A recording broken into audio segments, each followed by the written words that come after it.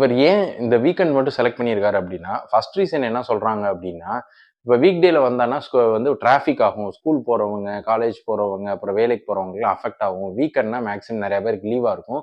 So, அதனால பெருசா ஒண்ணும் பாதிப்பு இருக்காது அப்படின்ற மாரி சொல்றாங்க.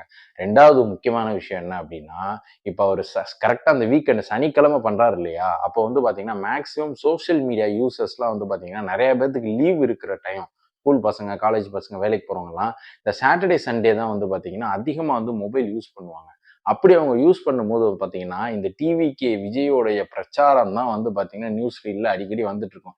ஏன்னா, மத்த கட்சிகளுக்குலாம் வந்து ஐடி விங்குன்னு தனியா இருக்கும். டிவிகே கட்சி அதாவது விஜய் ஃபேன்ஸுக்கு வந்து விஜய் படத்துல நடிச்சுட்டு இருக்கும்போதே அவங்க ஃபுல் ரசிகருமே ஒரு ஐடி விங் தான். அவங்க மொத்த டீமுமே மொத்த ரசிகர்களுமே ஒரு ஐடி விங் தான். ஸோ ஏதாவது ஒரு டேக் பண்ணி, ட்ரெண்ட் பண்ணி, இல்ல ஏதாவது சோசியல் மீடியால போட்டுக்கிட்டே தான் இருப்பாங்க.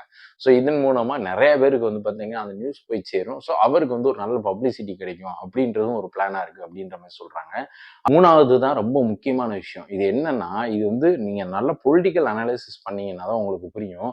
எப்பவுமே அதாவது பார்த்தீங்கன்னா, நம்ம தமிழ்நாட்ட பொறுத்தவரைக்கும் சட்டமன்ற தேர்தல் வருதுன்னா, 6 மாசத்துக்கு முன்னாடி இருக்கக்கூடிய நிலைமைய வச்சு தான் வந்து பார்த்தீங்கன்னா, இந்த எலக்ஷன் ரிசல்ட்டே வரும். 6 மாசத்துக்கு முன்னாடி மக்களோட மனநிலைமை என்ன இருக்கோ, அதுதான் எலக்ஷன் ரிசல்ட்ல ரெப்ளிகேட் ஆகும்.